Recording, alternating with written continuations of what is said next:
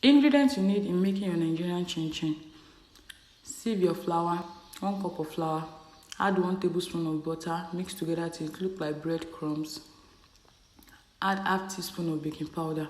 Nutmeg is optional. Add egg. I actually use half egg here because it's 1 cup of flour. I cannot use 1 egg. Add milk. You can use powder milk or liquid milk, any milk of your choice. I'm using powder milk here. Add 1 tablespoon of sugar. Add water. Mix little by little. Make sure you don't over mix your dough. Our dough is ready. Then spread out.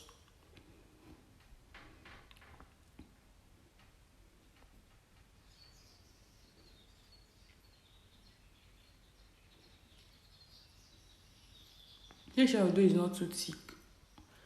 Then cut. See our chinchin looking fresh. Then fry. It's a golden brown.